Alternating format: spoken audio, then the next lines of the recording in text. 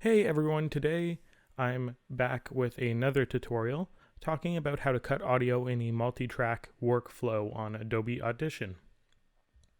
So, to get started, I'm not going to run through how waveform works again or how importing files works again, but I do want to show you that I've imported a few files from the upcoming assignment that you have, the Ferris Bueller assignment.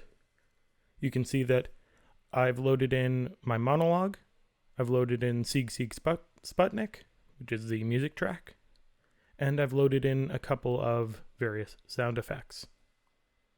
So, in order to get started in Multitrack, the first thing we have to do, once we have everything loaded in, is click on Multitrack in this top left corner.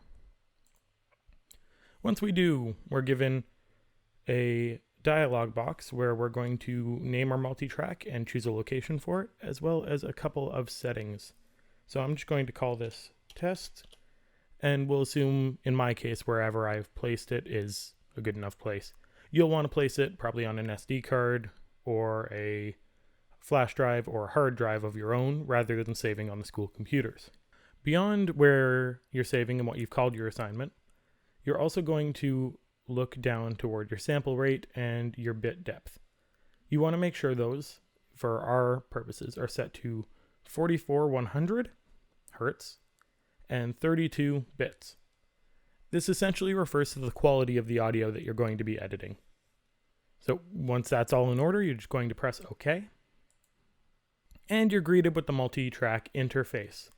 You'll notice nothing changed except for this middle section. And if you're paying really close attention, you have a couple new tools to work with. So first I want to talk about what multi-track means. The multi-track interface lets us layer multiple different pieces of audio into one place where we can listen to all of it on top of each other. This is going to be where you do most of your good audio work in a multi-track interface, because you can layer music underneath an audio track, underneath sound effects. You can create, again, those audio scenes that I've been talking about, those paintings. But as well, never forget that when you're in a multi-track interface, if you want to adjust a specific file, let's say my monologue file, you can always double click on it to come back to it. So if the monologue isn't quite right, but you don't want to have to deal with the multi-track interface, you can just come back to your waveform. And if you want to go back to your multi-track, you just find it in the list of files. In this case, mine is named test, and double click that. So the first thing you're going to want to do when you're in multitrack is drag in some files. So I'm going to do that now. I'll drag them in individually, but you can also drag them in a lump group. So first I'm going to drag my monologue. This is a good thing to note. My monologue is recorded in a different sample rate than my multitrack is set to. The nice thing about Adobe Audition is that it can transform your files from one system to another. It's not always perfect, but in this case, I suspect the sample rates are close enough, we're not going to hear a difference. At least not for the sake of our assignment. So if you get this dialog where it says that it's going to have to conform your audio, feel free to just press OK. You'll see that for a second there it was conforming, you had a little loading wheel, and now it's in just like any other file. What I'm also going to drag in is my music track, my Sieg Sieg Sputnik, which you'll notice is much longer than the monologue itself. I'm also going to drag in one of my random sound effects. In this case, I'll drag in bird ambiance, which is much shorter because it's a sound effect. So if I play these back all at once, it's going to sound terrible, but you'll get the idea of how we can lay audio on top of itself.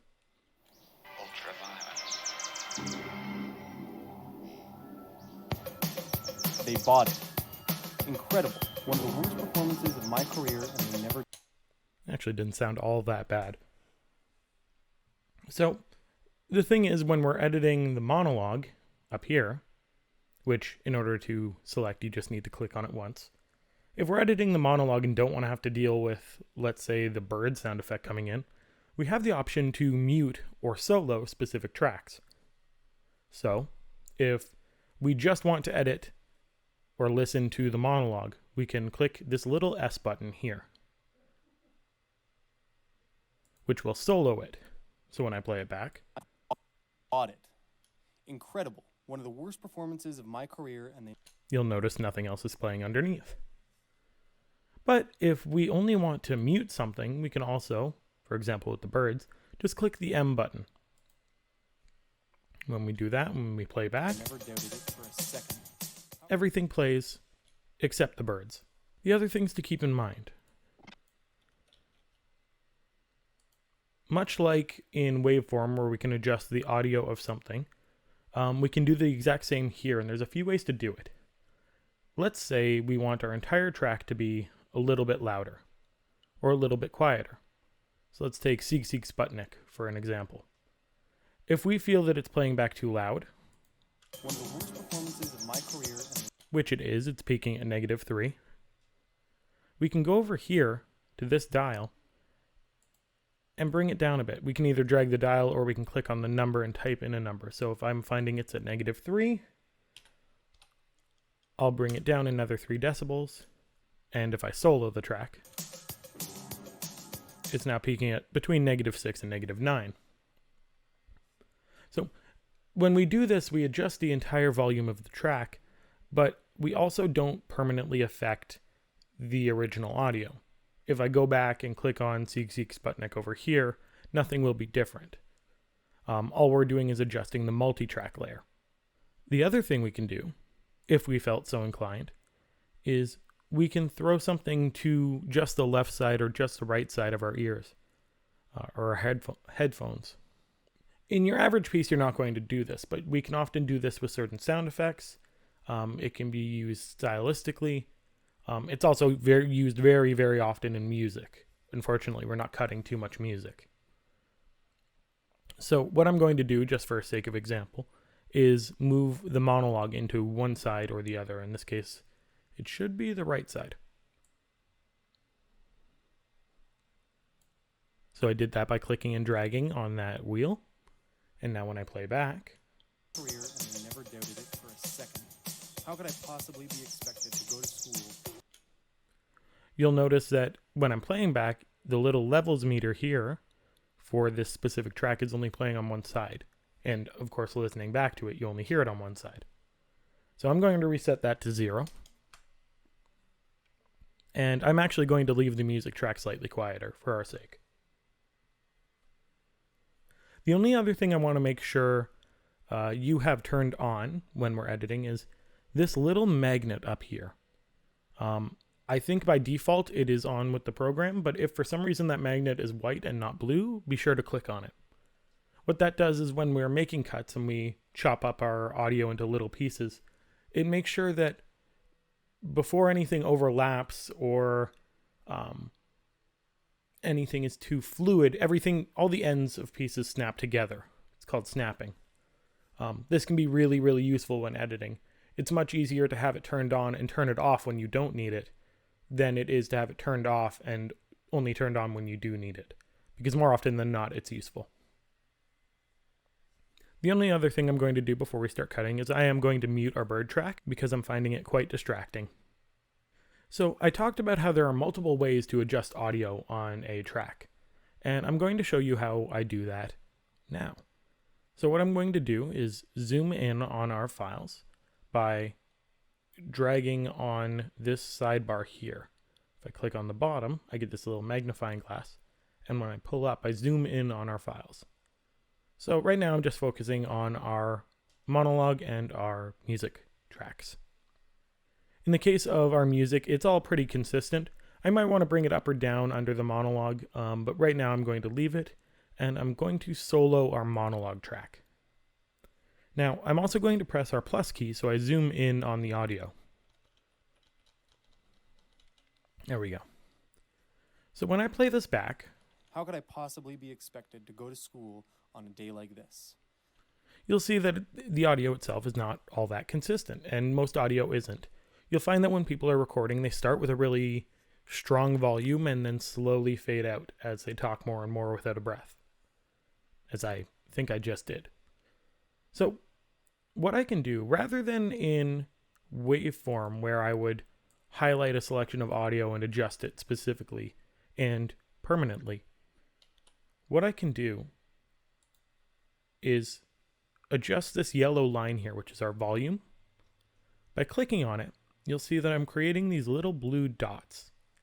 They're telling our program that at this specific moment, I want the volume to be this specific level. So all these dots right now are at 0 decibels. No increase, no decrease. So we can adjust our audio levels by moving around these specific points. So if I wanted my audio in this specific section to be a bit louder, I'll drag it up. So I'll drag it up to +3 decibels or so. Doesn't have to be exact. And you'll notice that we now have these two slopes. We have our audio goes from +0, slowly increases to +3, and then decreases down to +0 again. This is what we want, but we want that decrease to happen later. So we drag the second key up to +3 as well. So now, between here and here, all the audio is up 3 decibels. And you might see a difference here. You'll see that the audio is coming out to closer to -12 and -9 than -15 now. So I'll play it back for you now. Be expected to go to school on a day like this. This is my 9th sick day this semester. So it's a small difference, but it's enough difference that our audio now falls in the proper levels. And I hate to break it to you, but that's going to have to be done with all of this. That's the backbreaking work behind audio, is just the sheer amount of detail you need to have consistently all throughout your work. But you at least have an idea of how we can adjust the volume. The other things to take note of are that we can adjust volume one other way, and that's through a sound up or a sound down. What I'll do right now is zoom in closer to the end of our audio. And if I play it all the way to the end. A good point there. After all, he was the walrus. I could be the walrus. I'd still have to bum rides off people. You'll notice that for the most part, this audio is consistent all throughout. One thing we can do, and it's very useful with music, is have our audio fade out. And we do that by grabbing this little gray and white block on either end of our audio and dragging it inward. We'll see this line's created. Please note that the line is very much like a graph, so it's a volume versus time relationship. So if we have a straight line here, the volume over that span of time will go down in a linear fashion. But we can also have it curve. We can have it where most of the volume goes down pretty quickly and then it slowly fades out, or most of the volume stays the same and then quickly dips off. This is a really good way to smooth out the beginning and end of your audio, again, especially with music. You'll find a lot, if you listen to or watch videos, you'll find a lot of music does this. So here's just an example. I just believe in me. A good point there. After all, he was the walrus. I could be the walrus. I'd still have to bum rides off people. You'll see that by the end, the audio is pretty much faded out. So I'm going to drag that all the way back because right now we're not using that. The next thing I want to show you is how to cut a file. When we're cutting files, we want to make sure we're using the razor tool. The way to get that is either by pressing R on your keyboard or by just going up and clicking on the tool up in the top toolbar. And this tool works in a couple of ways. Primarily, when we click on an audio track, it makes a cut. The thing to note is that when we have multiple audio tracks selected, like this, it'll make a cut on all of them, anything that's selected. And one more thing, even if we don't have an audio track selected, if we click and hold on our razor tool, we can select the Razor All Clips tool. We can also do that by pressing R again while we're on the razor tool. And that'll cut everything, whether or not it's selected. So I'm going to undo those last two cuts and just focus on the one on our monologue. Right now I'm zooming in with the plus key. And I'm going to make another cut before this chunk of text here. So let's select that. And you'll see I had Seek Seek Sputnik selected as well. So I'm going to undo. I'm going to switch to my single razor tool and make that cut again. So you'll see that we now have, in our monologue, 3 different chunks of audio all cut up. And when we switch back to our move tool by clicking on it or pressing V, we can move those chunks around. We can create space between our audio. This can be really useful for breaking up pieces, adding intentional silences. If we wanted to throw, let's say, a sound effect between these chunks of audio, we could do that here. It's also useful for, if we look back to our bird example, let's solo that one. We may not want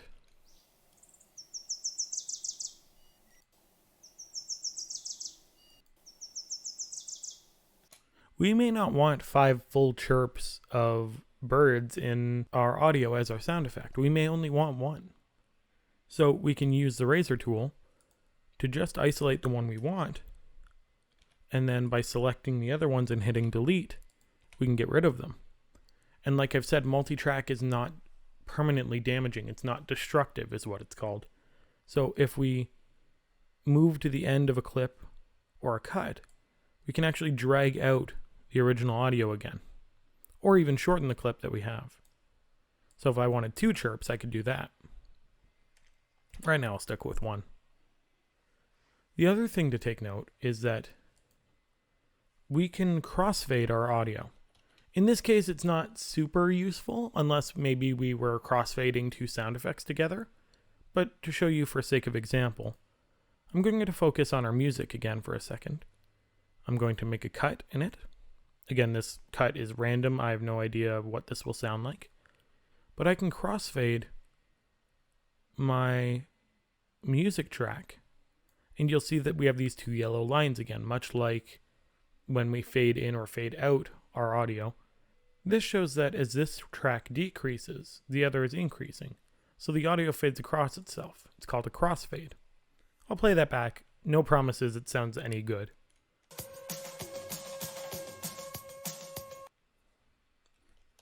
And one more time.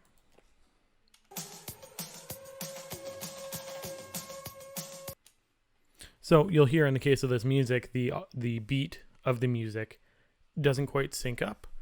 And so that's where we need to be careful with our cutting. And much like when we're working in waveform, we can, using the time selection tool, select a chunk of our audio and use the loop or the skip selection buttons to see if our cuts would sound good. That one would not. And again, if we're in time selection, we can press G to deselect. Once again, very little in multitrack is destructive. So if I don't like how this crossfade sounds, I can just drag my one clip when only it is selected back over, and it's like the cut never happened. That's the benefit of multitrack, is we get to play around with these audio files without having to worry about saving backups. We just have to save this project file. So those are the big concepts with multitrack that I wanted to run you guys through, so that I think you'll get a good grasp of this before we keep practicing in class and start working on finishing this Ferris Bueller assignment. In my next tutorial, I'm going to quickly show you how to cut music to a beat. And in the one after, next week, I will most likely be doing a tutorial on how to record audio in Audition and how to use the sound booths at the school to record your own audio. So on that, I hope you will check out this tutorial and hope you'll check out the ones to come. And I'll see you in class. Have a good one.